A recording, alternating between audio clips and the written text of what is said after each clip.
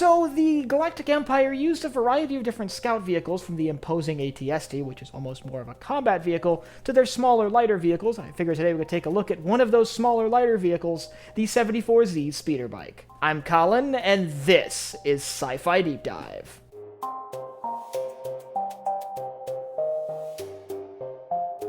Remember, if you enjoyed this video, to head down below and hit that subscribe button. So the 74Z speeder bike is an icon of Star Wars. It was first introduced in Return of the Jedi, and has become sort of the iconic vehicle of the Imperial Scout Troopers.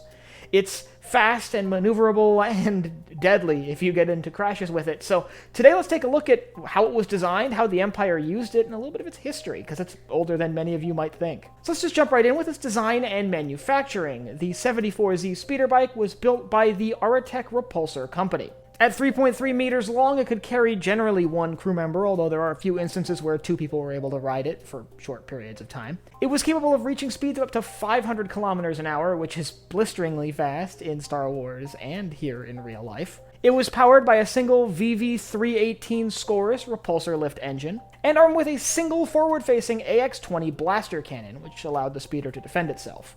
They were often utilized by Imperial reconnaissance forces to carry out scouting missions and patrol the areas around Imperial facilities. This meant that they were often being piloted by Imperial Scout Troopers, which became sort of inseparably connected to these bikes. When you think of the Scout Trooper, you often think of the 74Z. And 74Zs were pretty common. By the end of the Galactic Civil War, it was the primary speeder bike utilized by the Galactic Empire. Anytime they needed to get around quickly, this was their go-to. In fact, it basically usurped all other speeder bikes in the Imperial military about 5 years before the Battle of Yavin, so by the time of the original trilogy, this is all you would see in Imperial hands. They were present at many major battles, from the Battle of Hoth to the Battle of Endor, where they were famously used to zip between the trees on the Forest Moon. But they're way older than that. You see, the 74Z was actually first fielded not by the Empire, but by the Galactic Republic during the midpoint of the Clone Wars. They were starting to become common, and were in the process of replacing older speeders like the Bark speeder. However, they wouldn't come to fully usurp the Clone Wars speeders throughout the duration of the conflict. However, they were seen in a few places. For example, we see one of them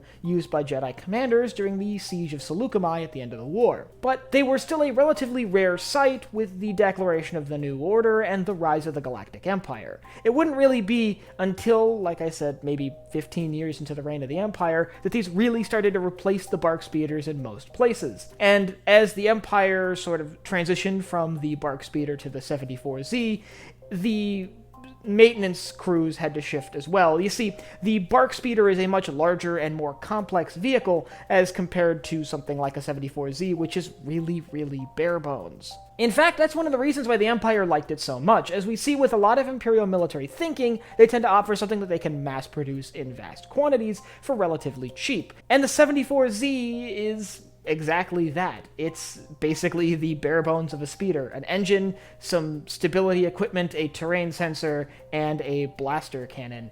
And that's really it. These will remain in service up to the Battle of Endor and beyond. In fact, we see 74Z speeder bikes in service of Imperial remnants. We see some of Moff Gideon's Scout Troopers using them in The Mandalorian, for example. However, we know by the days of the First Order they've been phased out, and that the New Republic, well, they used them during the war because it was efficient to just steal them from Imperial forces, were quick to sort of shuffle them out of the way, as they were with any Imperial military equipment.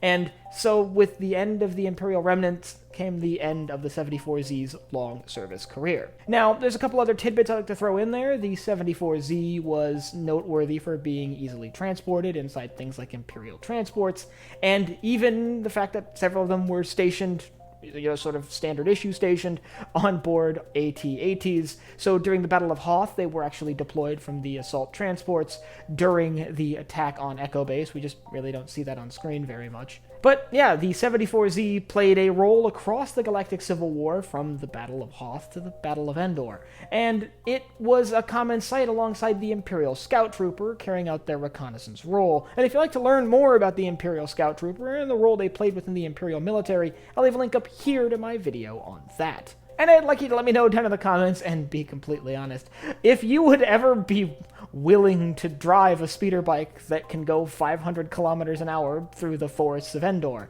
To me, that seems absolutely terrifying, so I gotta give props to the Scout Troopers and Rebels that did that during the Battle of Endor. That's, really daunting, actually. And if you have anything else you'd like to see me cover in Star Wars, you can let me know down below in the comments. Last but not least, if you enjoyed this video, head down below, hit the like button, the subscribe button, and the bell icon so you get notified when I upload new videos. So for Sci-Fi Deep Dive, I'm Colin, and I will see you next time.